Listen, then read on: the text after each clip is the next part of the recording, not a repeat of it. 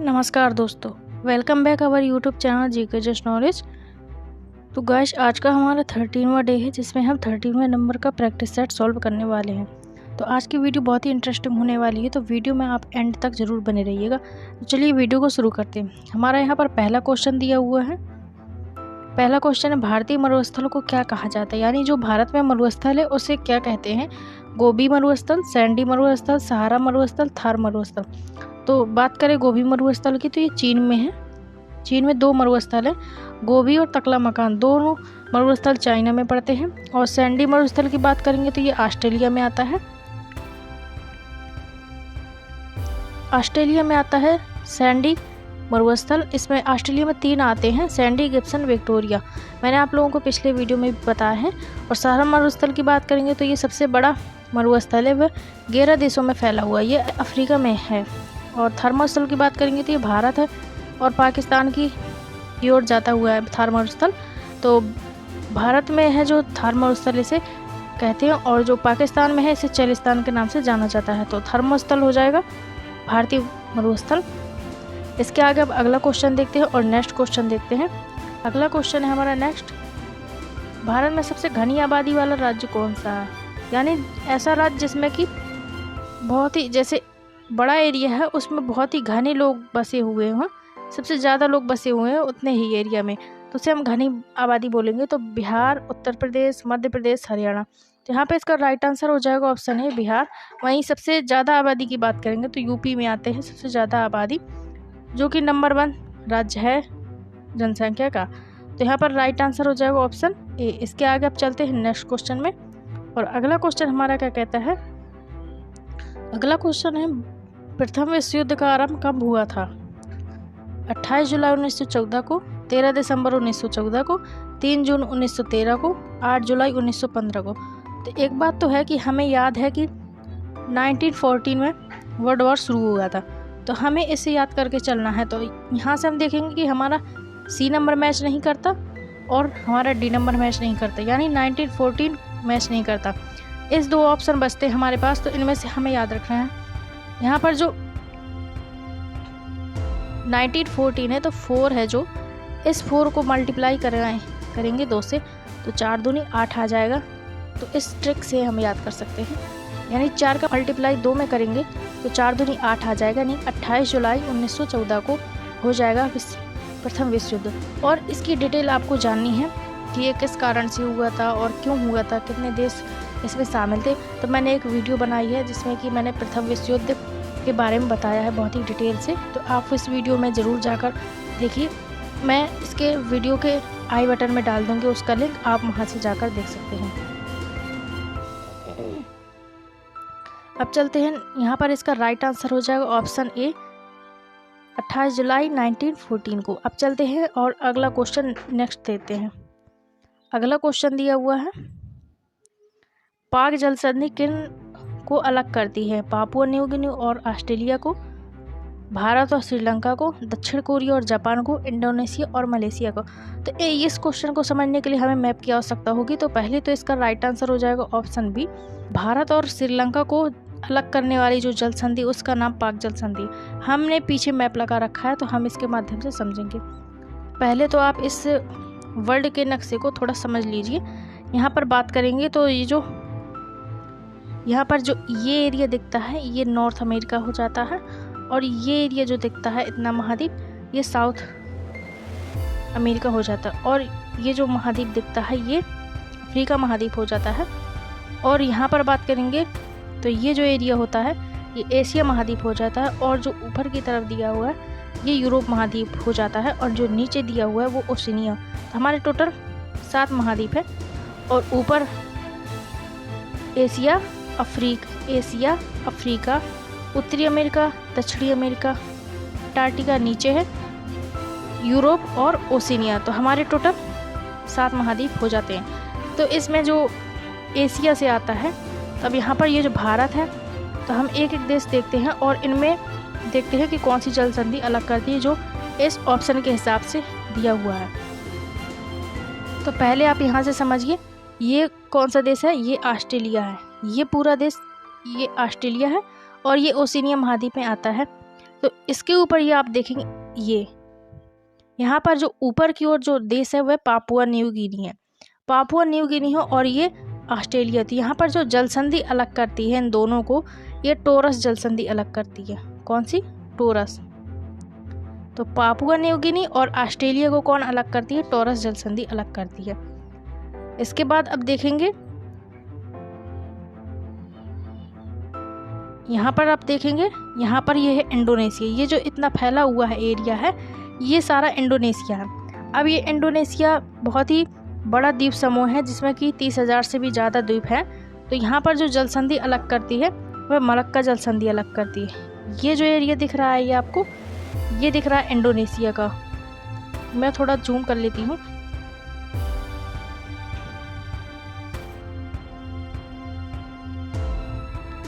यहाँ आप ऐसे देख सकते हैं, ये जो येलो कलर का एरिया दिख रहा है, ये छोटा सा जो येलो कलर का एरिया दिख रहा है, ये मलेशिया है।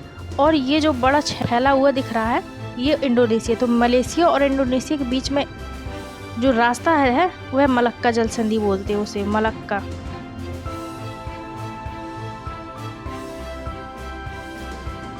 तो मलक्का जलसंधि अलग करती है ऑस्ट्रेलिया को, इन दोनों को अलग करती है मलक्का जलसंधि।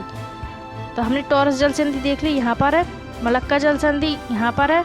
और आगे देखते हैं, आगे हमारा है, आगे नेक्स्ट है ये एरिया येलो कलर का दिखता है, जापान।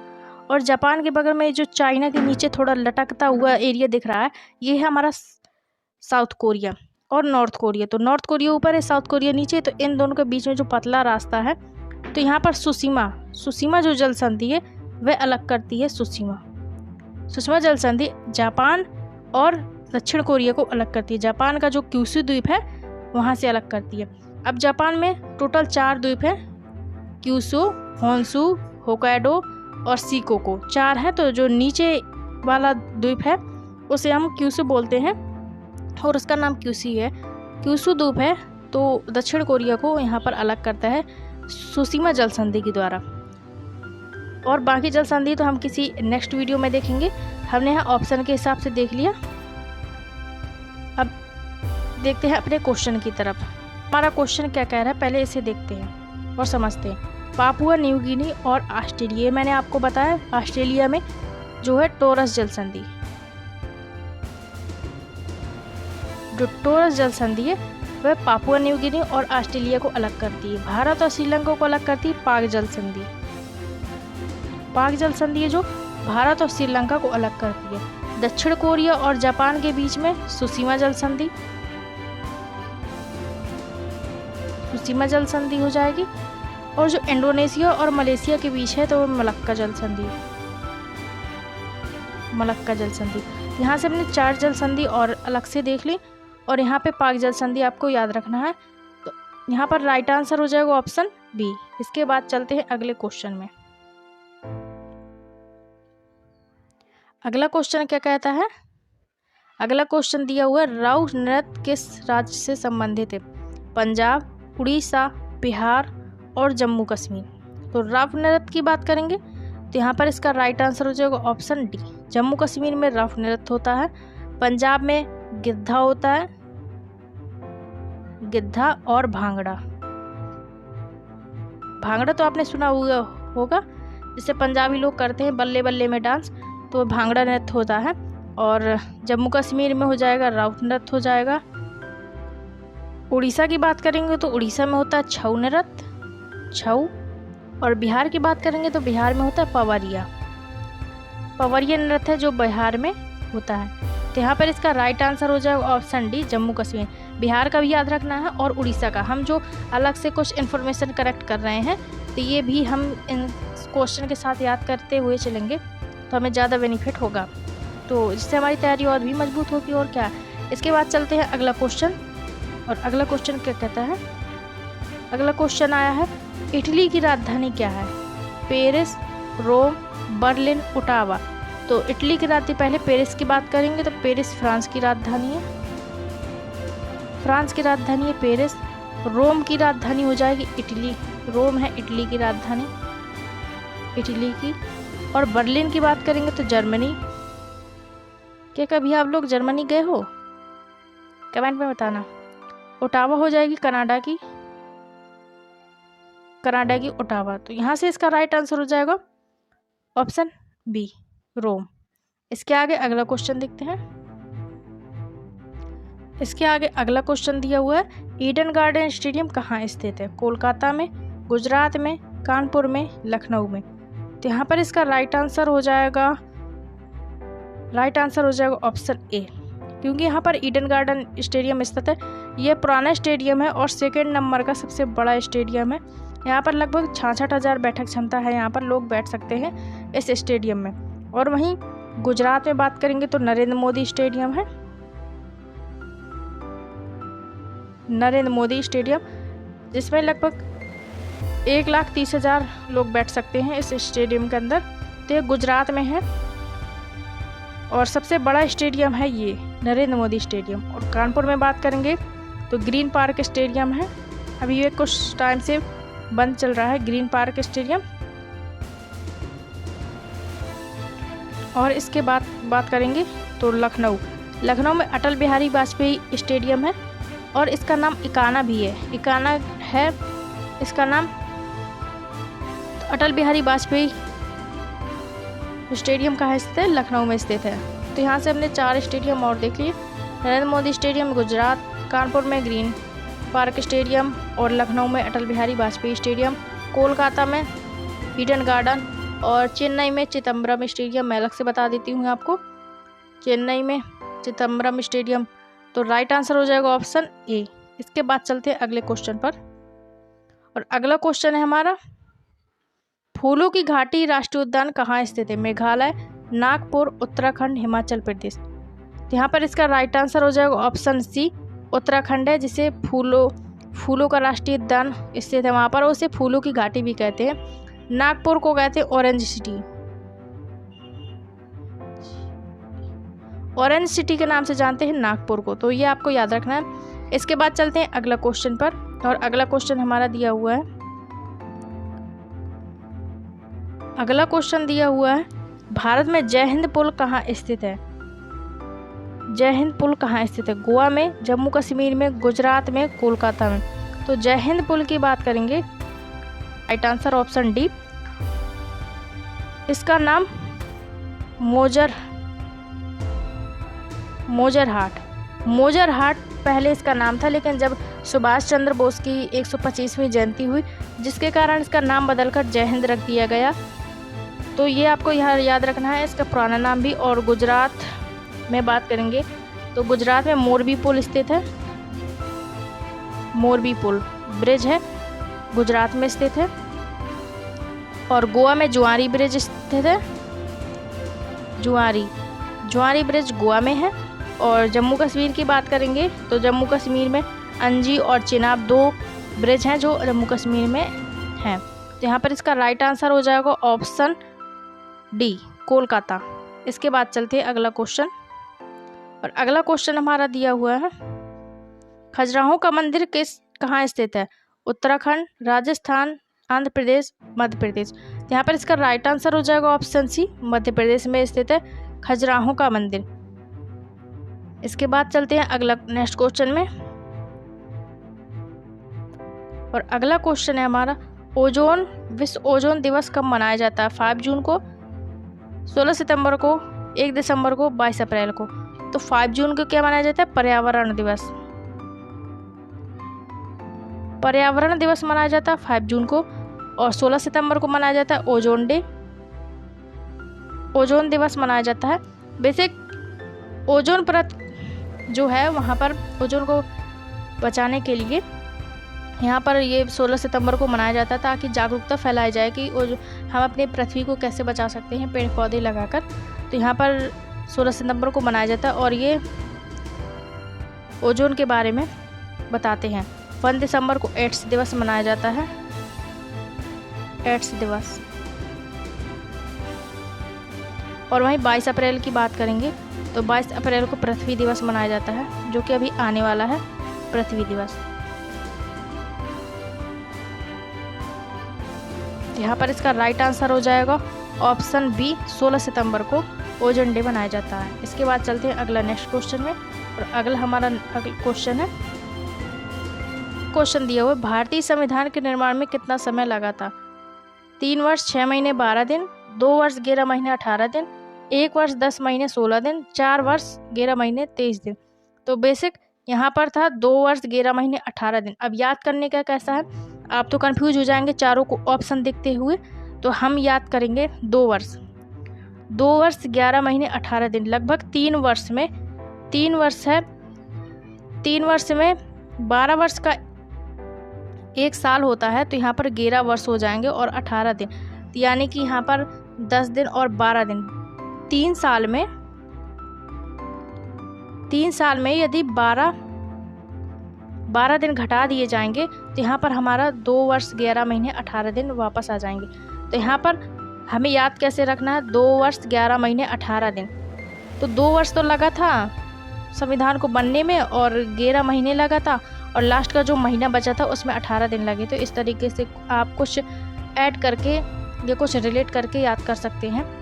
जैसे किसी की डेट ऑफ बर्थ पड़ती है तो उसके ज़रिए आप याद कर सकते हैं, किसी की फ्रेंड की डेट ऑफ बर्थ आती है इस यानी 18 तारीख को या 11 तारीख को या 2 तारीख को, तो उससे आप याद कर सकते हैं। तो यहाँ पर राइट आंसर हो जाएगा ऑप्शन बी। इसके बाद अगला क्वेश्चन देखते हैं। अगला क्वेश्चन है, दुनिया का सबसे बड़ा फल कौन सा है? पपीता, नारियल, कटहल, तरबूज। यहाँ पर इसका राइट आंसर जो ऑप्शन सी, कटहल। आप लोगों ने देखा है कटहल?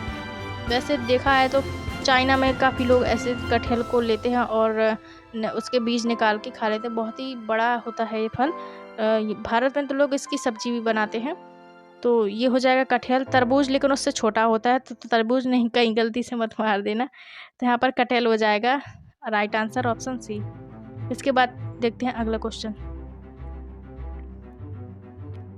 अगला क्वेश्चन है, विश्व का सबसे बड़ा और विस्तृत लिखित संविधान किस देश का है?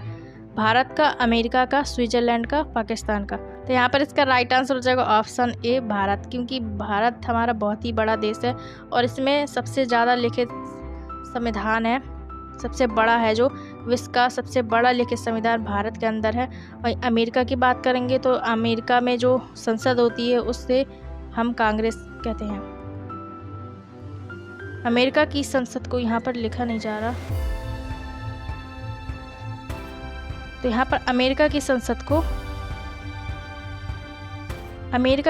को कांग्रेस कहते हैं।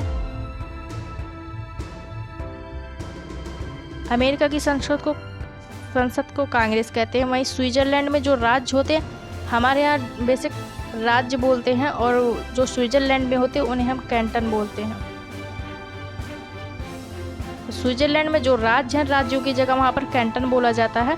और हमारे यहाँ जैसे राज्य हैं तो राज्य बोलेंगे, केंद्र सरकार बोलेंगे, तो वहाँ पर ये नहीं बोला जाता, राज्यों को कैंटन बोला जाता है। तो ये आपको याद रखना है। और इसका राइट आंसर हो जाएगा ऑप्शन ए।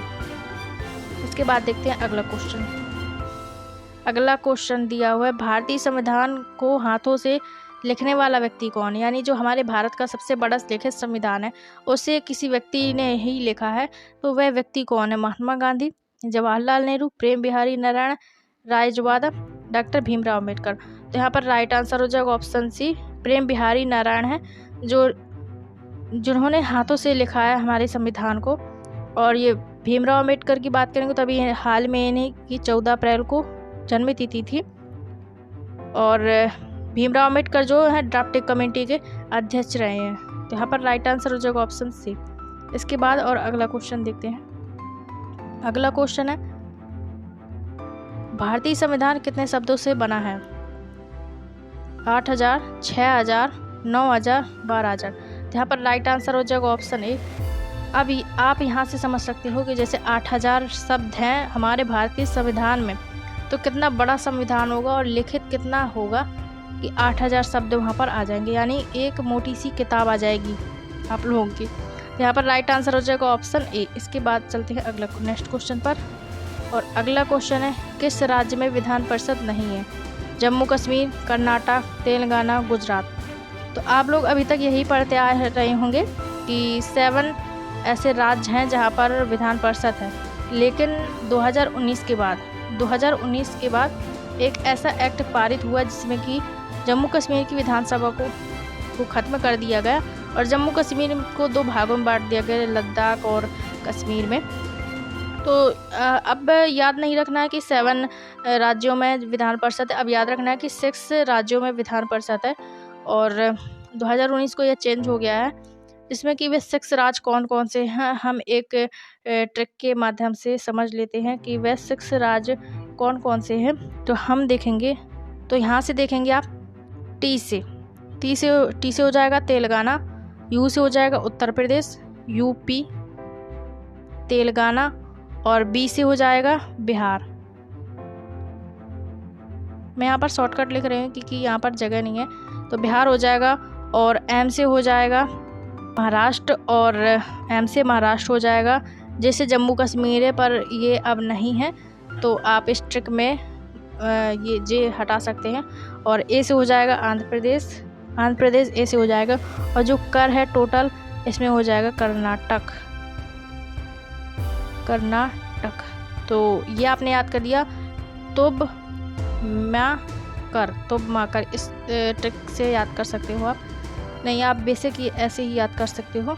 मैंने तो ऐसे ही याद किया है, कोई ट्रिक नहीं लगाई इसमें कि जम्मू कश्मीर तो नहीं है, कर्नाटक है, तेलंगाना है और गुजरात नहीं है।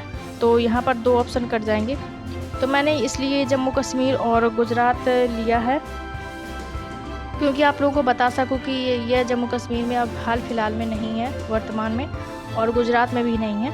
तो यहाँ पर जब भी क्वेश्चन पूछेगा तो ऑप्शन में जम्मू कश्मीर होगा या तो फिर कोई अन्य राज्य होगा, तो वहाँ पर आप जम्मू कश्मीर को राइट आंसर कर सकते हो। तो यहाँ पर एक ऑप्शन और ई ऐड हो जाता है जिसमें कि जम्मू कश्मीर और गुजरात दोनों आ जाते हैं। तो हम देख लेते हैं कौन कौन से हैं। तो पहला हो जाएगा, आप यहाँ से याद करो यूपी में सबसे ज़्यादा जनसंख्या, यूपी के बाद बिहार याद करो। बिहार मैं बोलती जाऊंगी तो आप भी मेरे साथ बोलिए ताकि बोलने से चीज़ें याद होती हैं। तो यूपी बिहार के बाद इसके बाद महाराष्ट्र याद कर लो, महाराष्ट्र, और महाराष्ट्र के बाद याद कर लो आप आंध्र प्रदेश याद कर लो आप महाराष्ट्र के बाद। तो यहाँ से हमारे 4 हो गए। आंध्र प्रदेश के बाद कर्नाटक और तेलंगाना 6 हो गए। तो आप इन्हें किसी कॉपी में नोट कर लीजिए ताकि जब आप कभी पढ़ें तो ये बेसिक आपको याद रहे। तो राइट आंसर यहाँ पर हो जाएगा जम्मू कश्मीर और गुजरात दोनों, जो कि एक ऑप्शन अलग से होना चाहिए था। तो अब चलते हैं नेक्स्ट क्वेश्चन में।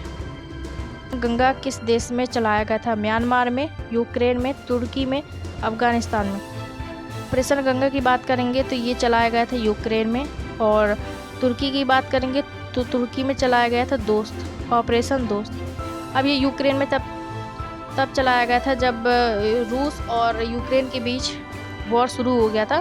तो वहाँ पर कुछ जो हमारे मेडिकल स्टूडेंट थे वहाँ पर फंसे हुए थे, तो उन्हें निकालने के लिए ऑपरेशन गंगा चलाया गया था। और वहीं तुर्की में भूकंप आ गया था, तो वहाँ पर भारतीय हमारे फंसे हुए तो वहाँ पर निकालने के लिए दोस्त चलाया गया था ऑपरेशन दोस्त। और अफगानिस्तान भी शक्ति चलाया गया था ऑपरेशन, और वहीं म्यांमार में चलाया गया था करुणा। तो ऐसे कई और भी हैं जो ऑपरेशन चलाए गए थे। तो यदि आप लोग बोलो तो मैं उन्हें अलग से वीडियो में कवर करा दूं। तो यहाँ पर आप फिलहाल तो इतने याद रखिए। तो यहाँ पर राइट आंसर हो जाएगा ऑप्शन बी, यूक्रेन। इसके बाद चलते हैं अगले क्वेश्चन में। अगला क्वेश्चन है, गांधी जी ने असहयोग आंदोलन की शुरुआत कब की थी? 1920 में, 1922 में, 1930 में और 1919 में। तो यहाँ पर इसका राइट आंसर हो जाएगा ऑप्शन ए, 1920 में असहयोग आंदोलन चलाया गया था। और यहाँ पर चलाया गया था 1922 में चौरी चौरा चलाया गया था 1922 में। और वहीं 1930 में चलाया गया था दांडी मार्च चलाया गया था 1930 में। 1919 में तो आपको पता होगा जलियांवाला बाग हत्याकांड हुआ था, तो 1919 में चलाया गया था। तो यहाँ पर इसका राइट आंसर हो जाएगा ऑप्शन ए। इसके बाद चलते अगले नेक्स्ट क्वेश्चन में, और अगले क्वेश्चन है हमारा लास्ट का, मीनाक्षी मंदिर किस राज्य में स्थित है? गुजरात में, केरल में, तमिलनाडु में, महाराष्ट्र में। तो यहाँ पर राइट आंसर हो जाएगा मीनाक्षी मंदिर।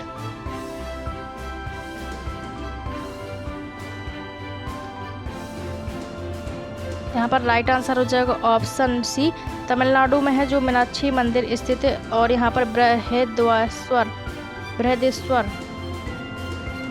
बृहदेश्वर वहाँ पर मंदिर एक और स्थित है। और यहाँ पर बात करेंगे तो गुजरात में सोमनाथ मंदिर स्थित है। सोमनाथ मंदिर गुजरात में स्थित है। और केरल में बात करेंगे तो पद्मनाभस्वामी है जो केरल में मंदिर स्थित है। और महाराष्ट्र की बात करेंगे तो यहाँ पर साईं बाबा मंदिर स्थित है। साईं बाबा और सिद्धि विनायक 2 मंदिर यहाँ पर स्थित है। तो यहाँ से अपने 2-3 मंदिर और देख लिए।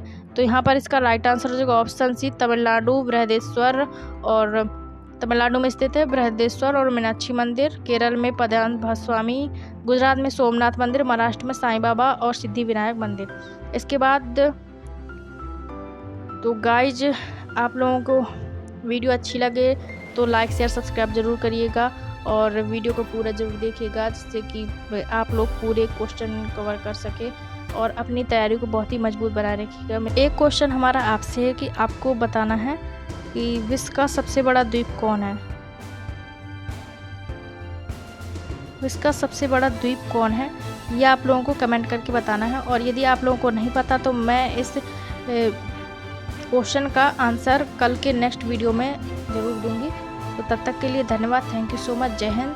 और यहाँ तक वीडियो देखने के लिए बहुत बहुत शुक्रिया। तो मिलते हैं कल के नेक्स्ट वीडियो में इस आंसर के साथ।